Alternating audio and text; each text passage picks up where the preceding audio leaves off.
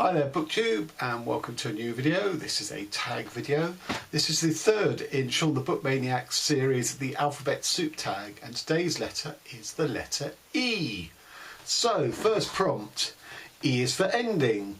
A book with a great one, and one whose ending sucked. Avoid spoilers, at least warn if you can't. Okay, well, it's hard for me to say endings that sucked, because I think all endings suck. I think endings are a real problem in novels. And I don't get very worked up if an ending is poor, because I kind of expect it.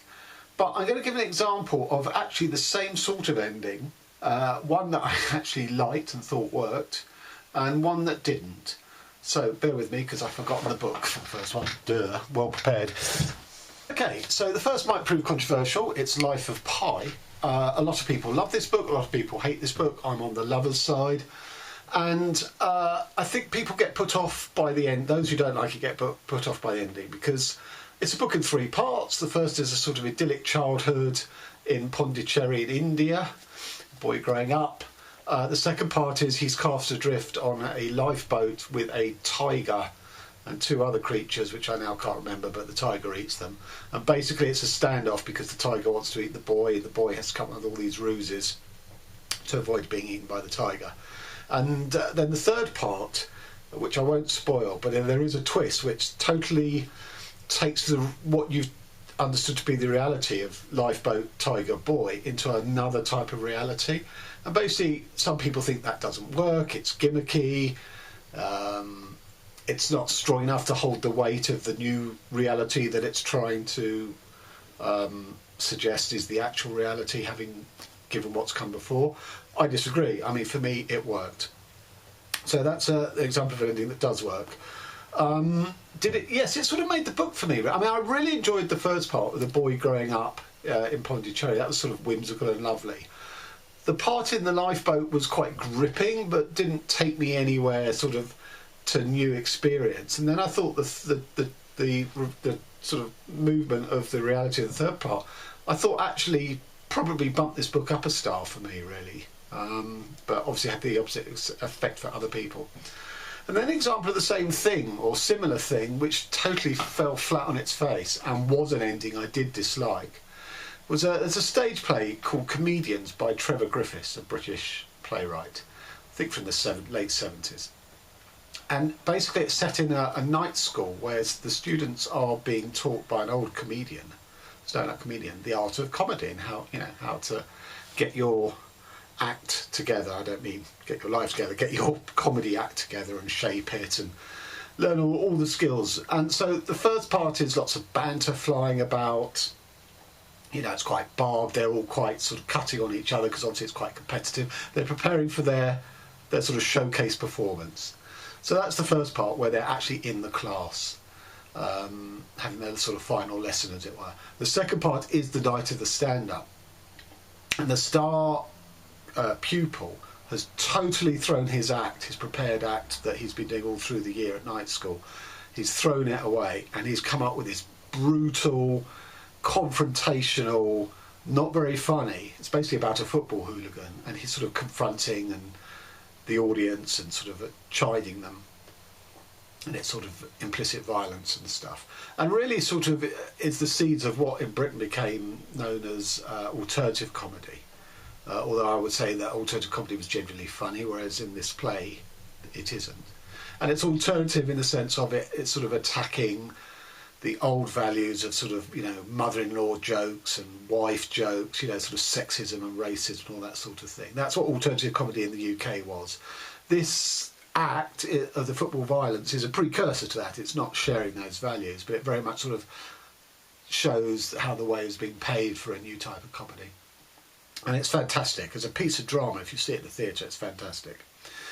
And then we have quite a short third act, which is the post-mortem between the teacher and the pupil. The teacher's going, what have you done? Where's all your funny stuff gone? And the pupil's going, well, it's all very well being funny, but this is real life. This is what it's like out and living where I live, etc., etc. So they're having this sort of quite, you know, they both respect each other up until the act, you know, and then the act has sort of broken their relationship apart. But why it doesn't work is because the teacher, sort of with his back to the wall a bit, he says, well, you know, this is not comedy, this is hatred. And I should know because I was in the British Army that cleared one of the concentration camps. And it just seemed to me it just came from nowhere, this, and it sort of used the concentration camp thing as a device, as a sort of full stop point. You know, how could anything be funny in the world, you know, after you know, the Holocaust and all this sort of stuff. And it just seemed to be totally unbalanced and overwhelm the rest of the play. It just didn't seem to sit with it at all, and it seemed a bit of a tricksy device to try and sort of justify the old comics perspective. So that was an ending I thought didn't work. Prompt 2, E is for elderly. A favourite or memorable elderly character. Well, I struggled for this because unlike Sean, I don't read books by elderly spinsters with barbed tongues. But I did manage to sort of rack my brains and think of a couple. So the first is Solo by Rana Dasgupta, in which is sort of a book in two parts, and the first part is narrated by a 100-year-old Bulgarian man who's basically relaying the sort of the changes over in Bulgaria from his childhood through communism to post-communism. It was a really touching and illuminating. You know, I learnt a lot about Bulgaria in that. And then the second part is it's set in Georgia. And the old Bulgarian doesn't really appear. So that was one. And the other one is, I don't have it because it succumbed to my mould attack, but that is Olga Trokarczyk's Drive Your Bones Over the Plough. No, sorry. Yes. Drive Your Plough Over the Bones of the Dead. Which had this sort of fairly batty woman who was a Keats, or was it Yeats? One of those poets. She was a scholar of that, a translator of that, but also an environmentalist, almost a white witch. She sort of communed with animals and stuff. And it's a sort of a murder mystery story that she's on the trail of. And she was quite an interesting character, but by the end of that book I thought, well, I have a feeling this is Tokarczuk's shtick. And there's always going to be this type of character in her books. You know, she has a very strong environmentalist message, which is fine. But I wonder how much variation there is from book to book to book. I know her international Booker-winning Flights was completely different, but I don't know. I've only read that, but it didn't really want me to make me read any more. I mean, it was good, it was fun, but I don't really take anything away from it. Okay, so prompts 3 and 4, I'm going to swap round because prompt 4, which I'm going to make prompt 3, is for E, a writer you'd recommend whose first and or last name begins with E. And for me, this is Squee, because when I looked through my shelves last night, I couldn't believe how many authors' surnames begin with E, and they're authors that I have multi-books of. So I'm actually wondering if I have the most books for authors whose surname begins with E than any other letter in the alphabet. I don't know, I haven't sort of done the maths. But we're going to go mobile and I'm going to show you what I mean. So, on this shelf alone, we have Jennifer Egan. We have Jenny Erpenbeck's books. And there's another one there. Somewhere here we have Annie Ernaux. Where is Annie Ernaux? She should be here. There's Lisa Evans as well, but I've only read one book by her, so I'm not including her in. There's Annie Ernaux. 2 wonderful books of hers I read this year. That's just on those 2 women's shelves. Then we've also got on this shelf Jeffrey Eugenides. Next to Jeffrey Eugenides, and I do not file alphabetically, I sort of file conceptually, we have Dave Eggers. Loads of Eggers books. And I'm going to need one of those for one of the later prompts.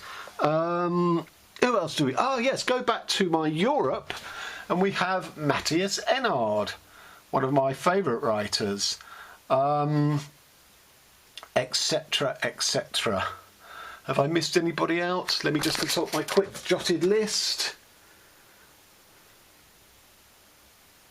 Oh, yes. We also have on this shelf, somewhere, Percival Everett.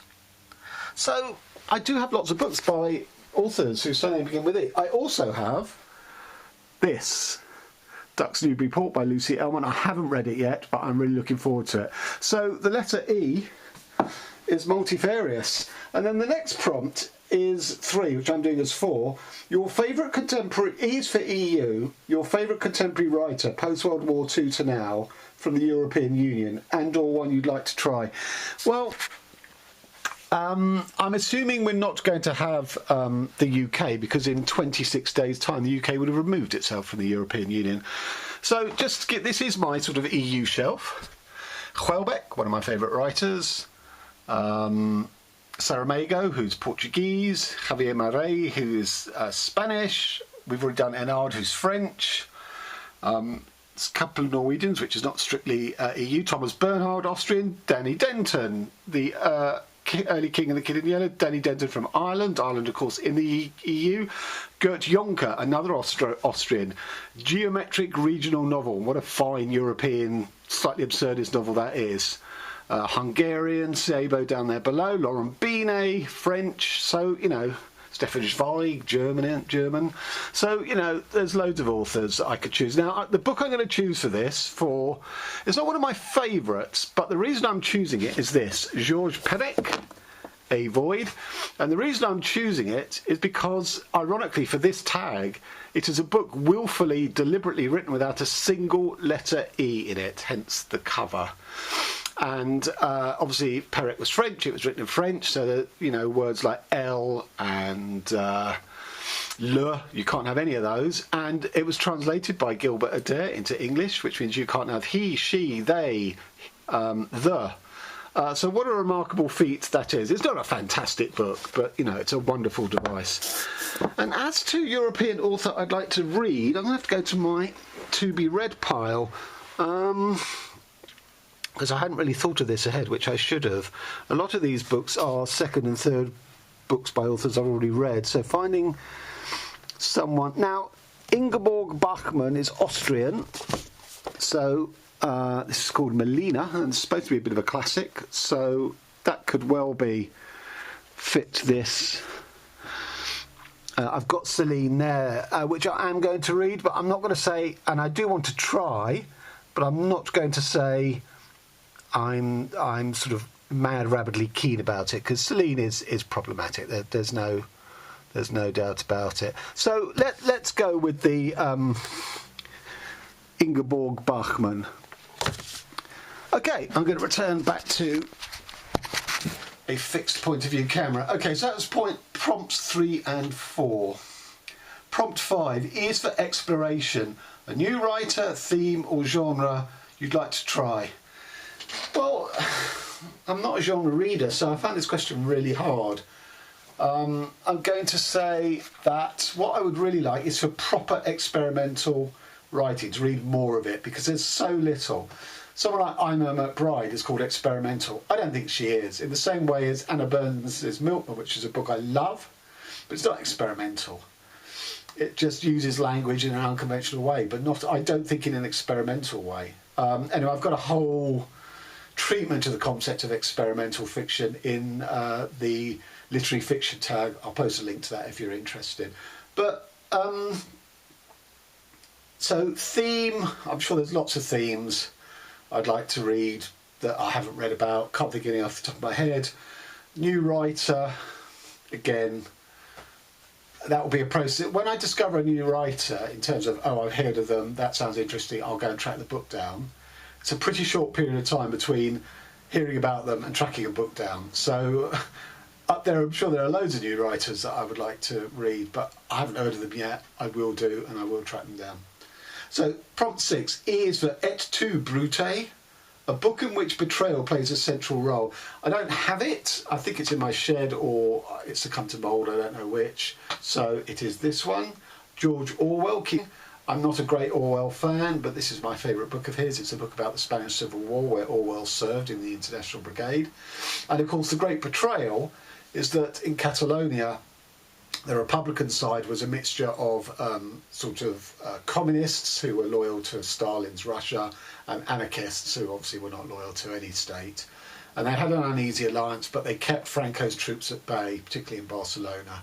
And then one day, Stalin decides, right, it's time to eradicate the anarchists. So he sends the order to POUM, which is the Communist Trade Union army that fought in the Civil War, and they started attacking the CNT, which is the big anarchist trade union, syndicalist union, and it was an absolute disaster because it just made easy pickings for Franco, who picked off the rest and won the Civil War. So well done, Joseph Stalin, for betraying the alliance. But of course, communists can't stand to have anarchists, and it's inevitable. Okay, book 7. E is for exception. A book that you loved or really liked in spite of it containing what you almost always consider a fatal flaw. Okay, well, I've got 3 for this. The first is Motherless Brooklyn by Jonathan Lethem, which on the face of it is just a sort of genre detective fiction, although the character doing the detective he himself is not a detective. It's a crime, I think a murder, I can't even remember now, in Brooklyn, and he goes on the trail. But his trait, which is what makes this book so interesting, is he has Tourette's. And what I love about this book and why it gets 5 stars, even though, as I say, it's just a fairly run-of-the-mill detective plot, is the word combinations, the sudden explosions and surprising combinations and outbursts of words in this are just, absolutely gripping. What's he going to say next? What amazing combination of words is going to come out next? So there's that one. Surprisingly again, perhaps, this is the Lost Children Archive. And I say surprisingly because this will be my Book of the Year 2019. Unless something comes along in the last 3 months and knocks it off its pedestal, which I doubt. And the reason I say, that's how much love I've got. It is my favourite book this year. And the reason I say it overcomes something that is a fatal flaw is because the last third of the book, the narration switches from the mother to her son. Oh, is it her stepson, actually? I can't remember anyway. It's either her son or her stepson. And I think it's always risky having a child narrator. I think he's about 11 in this book, 11 years old, might be a bit older, because serious literary language cannot be espoused by a child. And it definitely isn't as strong as the mother's voice, and it isn't as strong as the mother's previous 2/3 section. But the story and the relationships that have been developed up to them are so moving, so powerful, that despite that flaw, it was still almost an impeccable book. And then the last one in this, again, the reason it overcomes a fatal flaw, the fatal flaw is this is historical fiction, not based on sort of historical characters that you ever would have heard of, so not big names like Wolf Hall is big name history, but it is historical fiction. It's set in 19th, 18th century Japan. 18th century Japan, which is not a period I'm terribly interested in or know very much about, but David Mitchell writes it so beautiful. It's almost like that Netsuke sort of sculpture, which the Japanese used to sculpt and sort of put on the end of the strings that tied their little money bags that they wore off their belts. It is so intricate, so beautifully detailed and drawn that, despite my sort of shortcomings about historical fiction and relatively disinterest about Japan of the 18th century, this was a 5-star read. It was beautiful. Why did I pick it up if it was about a theme I had no interest in? Well, because it was David Mitchell, and at the time I was reading everything by him. When he writes fairly straightforward, which this is in the historical fiction style, I like David Mitchell. When he does his fantasy stuff like Cloud Atlas and Bone Clocks, that I don't like him. Which is why I would now not be in a position of the next David Mitchell book I would automatically buy and read. I'd see which one of the 2 camps it fell in. Okay, 8. E is for E, a book title with a lot of E's. Well, this is the David Eggers book I picked off the shelf earlier. This is Your Fathers, Where Are They, and the Prophets, Do They Live Forever? So we have 1, 2, 3, 4, 5, 6, 7, 8, 9, 10, 11 E's. So I think that wins. Although to be fair, with that title, it'll probably win any equivalent question in any of Sean's alphabet soup tags. Despite the title, this was a really enjoyable book. I've got a dedicated video on it. Dave Eggers, I will post the link to that rather than talk about it here.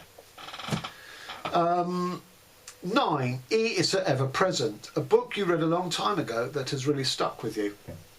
Okay, I don't have it because I read this I got it out from my university library and read it. I was doing history and then social political sciences at university. I was not doing English. And I thought, well, I'm in this, I've got access to this fantastic library. So I think in my 3 years there until I did my finals, I probably borrowed 2 books from the library, not very impressive. But one of them was Franz Kafka's The Castle. And that book has stuck with me because everyone goes on about The Trial, which is a great book, but I actually think The Castle is superior because in The Trial, Joseph K is always, beaten down by the bureaucracy. There's very little light in the trial. There's very little light in the trial. It is sort of, you just know he's not going to win. He's not going to beat the system. The Castle's more subtle than that. The Castle gives you hope, gives you ups and downs, gives you flow. Also gives you a beautiful, gives you a relationship at the heart of it between Kay and a woman who I think is a barmaid. I think it's a long time ago since I've read it.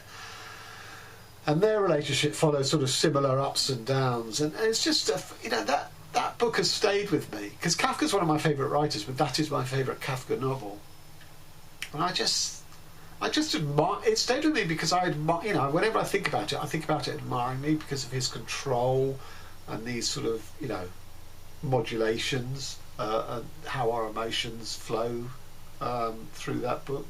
So that book has stayed with me a long time. 10. E is for eliminate, a group of books you got rid of or want to, and why. I don't understand the notion of a group of books because that would suggest that you read a book, don't like it, but you get the next one in the series or in the same author or the same theme or something, and you don't like that. But when the third one comes out, you buy that, and that's never happened for me. All I can say for this is I did have to get rid of a group of books this year, but it wasn't at my choice. It was at the choice of mould and mildew that attacked them, that infested my shed library, and I think I had to throw out about 300 books. So, for example, all of my science fiction went, all of my, or virtually all of my Fitzcarraldo editions went, all of my William Burroughs went, and I've got a video on rehauling. I couldn't afford to get them all, to buy them all again, but I did want to have some of them back in my collection. So I did a rehaul and posted a video on that, so I'll post a link to that. And then 11, E is for everyone, tag extensively. Well, as far as I understand, everyone is tagged on this, so I'm sort of extending, well, not even extending, I'm reiterating Sean's tag invitation. So first of all, everyone's invited. Everyone who's done either A, what was the other letter, or N, as I have, is automatically invited. So everyone is invited to do the letter E. And let's see, A, if you could beat my 11 letters, 11 E's in the title of the Dave Eggers. And also, let's see if you've got as many authors whose surname begins with E and as many collective books as I have. Okay, so thanks very much to Sean. I look forward to the next letter. Till then, thanks very much.